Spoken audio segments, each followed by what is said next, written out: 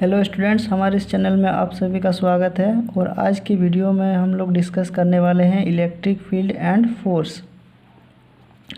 तो जैसा कि मैंने पिछला वीडियो में डिस्कस किया था कि कूलम्ब्स लॉ क्या होता है, तो कूलम्ब्स लॉ ये कहता है कि कोई भी दो चार्जेस, अगर दोनों चार्जेस पॉजिटिव हुआ या दोनों चार्जेस एक दूसरे के ऑपोजिट साइन के हुए, तो दो चार्जेस के बीच जो है दो चार्जेस के बीच एक फोर्स लगता है जिसको हम लोग कूलम्ब फोर्स के नाम से जानते हैं, और उसको हम लोग इलेक्ट्रोस्टैटिक फोर्स भी बोलते हैं। तो दो चार्जेस के बीच जो फोर्स लगते हैं, यानी दो चार्जेस एक दूसरे पर फोर्स लगाते हैं, उसके पीछे क्या रीज़न है, या फिर हम लोग इसको कह सकते हैं कि ऐसा क्या चीज़ है जिसके चलते एक चार्ज दूसरे चार्ज को रिपेल कर रहा है या धक्का दे रहा है। तो बहुत सारे साइंटिस्ट ने इस पर एक्सपेरिमेंट किया और रिसर्च किया। फिर उन्होंने डिस्कवर किया कि प्लस क्यू चार्जेस जो होता है उनसे एक फील्ड का एमर्जेंस होता है। उन्होंने इस फील्ड को इलेक्ट्रिक फील्ड नाम दिया। और जब कोई चार्ज इस इलेक्ट्रिक फील्ड के इंटरेक्शन में आता है तो उस पर फोर्स अप्लाई होते हैं। जैसे अगर हम लोग किसी क्यू चार्ज को इस इलेक्ट्रिक फील्ड के इंटरेक्शन में लाते हैं तो इस पर फोर्स अप्लाई होते हैं। तो इसलिए दो चार्जेस के बीच जो फोर्स अप्लाई होते हैं उनके पीछे जो रीज़न होता है वो है इलेक्ट्रिक फील्ड का होना। यानी इलेक्ट्रिक फील्ड के वजह से ही दोनों चार्जेस एक दूसरे को रिपेल करता है। तो इससे भी इलेक्ट्रिक फील्ड इमर्जेंस होता है, इससे भी इलेक्ट्रिक फील्ड का इमर्जेंस होता है। तो दोनों के बीच इलेक्ट्रिक फोर्स लगता है या फिर कूलम्ब फोर्स लगता है।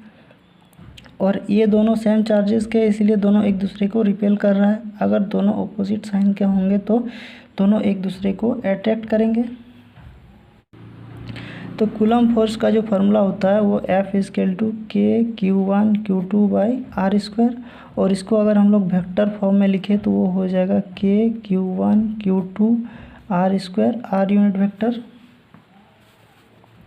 और ये r यूनिट वेक्टर जो है ये फोर्स के डायरेक्शन को शो कर रहा है। और इसको हम लोग r यूनिट वेक्टर को r के फॉर्म में भी लिख सकते हैं। ये डायरेक्शन हो गया और ये r का मैग्नीट्यूड हो गया। तो ये हो गया कूलम्ब फोर्स। और अगर हम लोग यहाँ से डिफाइन करें कि इस इलेक्ट्रिक फील्ड के वजह से इस चार्ज पर फोर्स अप्लाई हो रहा है, तो यानी हम लोग लिख सकते हैं F=QE वेक्टर। ये हो गया ये टेस्ट चार्ज एंड ये हो गया ये इलेक्ट्रिक फील्ड। तो यहाँ पे इस चार्ज के अगर हम लोग इस चार्ज को प्लस क्यू लिखें, मान लेते हैं कि इसका मैग्नीट्यूड बहुत ज़्यादा है और ये जो चार्ज है इसका मैग्नीट्यूड बहुत ही कम है, या फिर इसको हम लोग यूनिट चार्ज भी मान सकते हैं। तो यहाँ से हो गया F=QE वेक्टर। अब इन दोनों फोर्सेस को अगर हम कंपैरिजन करें तो यहाँ से हो जाएगा, जैसे इसको हम लोग मान लेते हैं कि दो चार्जेस है, तो इस फोर्सेस को हम लोग लिख लेते हैं एक बार F= जैसे दो चार्ज है, एक प्लस क्यू चार्ज है एंड एक क्यू, ये भी प्लस क्यू चार्ज है बट ये बहुत ही नेग्लिजिबल है इस चार्ज के कंपैरिजन में। तो दोनों के बीच जो फोर्सेस होंगे वो हो जाएगा K(Q)/r², r यूनिट कैप। ये हो गया कूलम्ब फोर्स। और ये जो फोर्स होगा ये हो जाएगा QE वेक्टर। यानी ये जो चार्ज है ये Q हो गया और इसके चलते जो इलेक्ट्रिक फील्ड प्रोड्यूस हो रहा है वो E वेक्टर हो गया। तो अब दोनों चार्जेस को अगर हम लोग कंपैरिजन करेंगे तो यहाँ से हम लोग को मिलता है ये Q कट जाएगा, तो यहाँ से E वेक्टर = हो जाएगा KQ/r², r यूनिट कैप। और ये r यूनिट कैप जो है ये इलेक्ट्रिक फील्ड के डायरेक्शन को शो कर रहा है। ये भी r वेक्टर हम लोग लिख सकते हैं r/r। और ये जो है ये रेडियली आउटवर्ड होता है, यानी अगर कोई चार्ज प्लस क्यू है तो उससे इस तरह से इससे इलेक्ट्रिक फील्ड का एमर्जेंस होता है, रेडियली आउटवर्ड मतलब बाहर की ओर। तो ई वेक्टर को हम लोग लिख सकते हैं यानी इलेक्ट्रिक फील्ड, और इसको हम लोग इलेक्ट्रिक फील्ड इंटेंसिटी भी बोलते हैं। तो के जगह पे अगर हम लोग 1/4πε0 का यूज़ करें तो ये हो जाएगा 1/4πε0 Q/r²। R unit cap. तो ये हो गया E vector equal to 1/4πε0 Q r square by r unit cap. और यहाँ से हम लोग ऑब्जर्व कर सकते हैं कि इलेक्ट्रिक फील्ड जो है वो इस चार्जेस के मैग्नीट्यूड पर डिपेंड कर रहा है। यानी ये जो प्लस क्यू चार्ज है इसका मैग्नीट्यूड जितना ज़्यादा होगा इलेक्ट्रिक फील्ड उतना ही ज़्यादा होगा। और ये inversely proportional to r square. यानी जैसे जैसे हम लोग इस सोर्स चार्ज से दूर होते जाएंगे वैसे वैसे इलेक्ट्रिक फील्ड इंटेंसिटी कम होता जाएगा। तो यहाँ से हम लोग इसको लिख सकते हैं कि E is directly proportional to charge. यानी इलेक्ट्रिक फील्ड जो है वो जिस चार्ज से इलेक्ट्रिक फील्ड का एमर्जेंस हो रहा है उस चार्ज पे डिपेंड कर रहा है। और इलेक्ट्रिक फील्ड जो है वो inversely proportional to r square.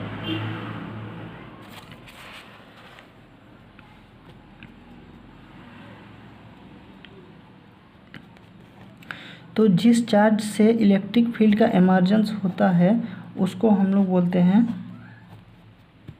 Source charge. और या हम लोग कह सकते हैं कि जो चार्ज इस इलेक्ट्रिक फील्ड को एक्सपीरियंस करता है या टेस्ट करता है उसी को हम लोग बोलते हैं टेस्ट चार्ज। इसका जो मैग्नीट्यूड होता है वो जनरली हम लोग 1 लेते हैं। यानी इसको हम लोग यूनिट चार्ज भी बोलते हैं। तो ये हो गया सोर्स चार्ज और ये हो गया टेस्ट चार्ज। तो एक चीज़ आपके दिमाग में आ रहा होगा कि ये जो क्यू चार्ज है इनसे भी तो इलेक्ट्रिक फील्ड का एमर्जेंस होता है, फिर ये चार्ज इस चार्ज पर फोर्स अप्लाई क्यों नहीं कर पाता है। तो ये जो चार्ज होता है इसका जो मैग्नीट्यूड होता है वो बहुत ही कम होता है। या फिर हम लोग इलेक्ट्रोस्टैट जब भी पढ़ते हैं तो उसमें ये कंसीडर किया जाता है कि ये जो टेस्ट चार्ज है इस चार्ज ये प्लस क्यू चार्ज के कंपैरिजन में बहुत ही नेग्लिजिबल होता है, जिससे इससे जो फील्ड का एमर्जेंस होता है ये इस पर इफ़ेक्ट नहीं कर पाता है। तो यहाँ से हम लोग समझ गए कि ये हो गया सोर्स चार्ज और ये हो गया टेस्ट चार्ज। और दोनों के बीच जो फोर्सेस लगते हैं उनके पीछे जो रीज़न है वो हो गया इलेक्ट्रिक फील्ड। और इलेक्ट्रिक फील्ड को हम लोग लिख सकते हैं E vector equal to 1/4πε0 Q by R square R unit vector. और इसको हम लोग टेस्ट चार्ज के फॉर्म में भी लिख सकते हैं जैसे E vector equal to F vector by q. और अगर इस चार्ज का वैल्यू 1 हो गया तो इलेक्ट्रिक फील्ड जो होता है वो एफ वेक्टर के बराबर हो गया। यानी उस केस में इलेक्ट्रिक फील्ड जो होगा इलेक्ट्रिक फोर्स के बराबर होगा। तो स्टूडेंट्स आई होप कि आपको ये समझ में आ गया होगा कि दोनों चार्जेस के बीच जो फोर्सेस लगते हैं इलेक्ट्रोस्टैटिक फोर्स लगते हैं उसके पीछे क्या रीज़न है और इलेक्ट्रिक फील्ड हम लोग किसको बोलते हैं या फिर कैसे डिफ़ाइन कर सकते हैं। तो स्टूडेंट्स अगर आज का वीडियो आपके लिए अगर हेल्पफुल है तो इसको प्लीज़ लाइक कीजिए, कमेंट कीजिए और अपने दोस्तों के साथ शेयर कीजिए। और अगर इससे रिलेटेड आपके मन में कोई क्वेश्चन है तो आप अपने क्वेश्चन को ज़रूर कमेंट करें और मैं उसका आंसर देने का ज़रूर कोशिश करूँगा। Thank you.